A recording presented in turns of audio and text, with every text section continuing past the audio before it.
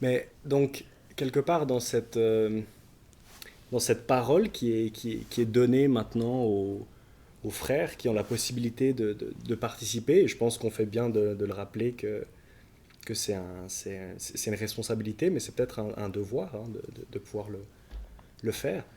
Est-ce qu'on ne peut pas y voir une forme de libération de la parole, de possibilité au final pour tout le monde, vu qu'il n'y a pas d'autorité? Ouais, peut-être Démocratie, même d'être dans une forme rejet de la hiérarchie de démocratie. napoléonienne. Ouais. Alors, ça m'amène directement à la troisième caractéristique des assemblées.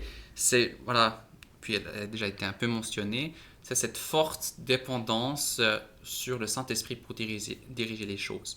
Donc, s'il y a un rejet de la hiérarchie formelle, c'est pas pour dire que, ah oui, chacun devrait s'exprimer librement comme bon lui semble.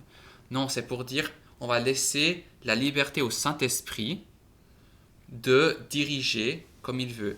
Donc, par exemple, John Nelson Darby, il était convaincu qu'il fallait que dans chaque assemblée, il y ait des personnes un peu plus, voilà, qui sont plus graves, plus, Qui joue le rôle d'ancien. voilà, qui ont ce don d'être anciens, qui dirigent quelque part les choses, pas d'une manière formelle, mais d'une manière pratique.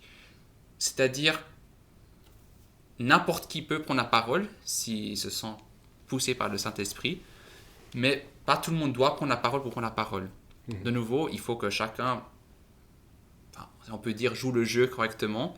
Parce que, Mais cherche vraiment à être conduit, en fait. exactement, cherche à être conduit. C'est Si je ça ne le suis... but premier quand je viens et quand Mhm, je cherche à participer, quand j'ai cette possibilité, c'est de demander au Seigneur qu'est-ce que mhm. tu veux que je puisse dire.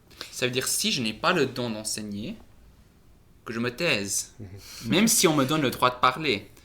Et d'autre côté, si j'ai le don d'enseigner, ben, que je le fasse. Et que aussi j'étudie en conséquence pour être capable d'enseigner correctement. Euh, Mais donc, donc en termes d'enjeux de pratique, je note hein, pour un prochain épisode et vous nous tiendrez liés à ce qu'on dit. Hein, euh, cette question de en fait comment sentir cette conduite du Saint-Esprit, ça paraît hyper ah, abstrait comme ça. Ouais. Et ça c'est un truc qu'il faudra discuter.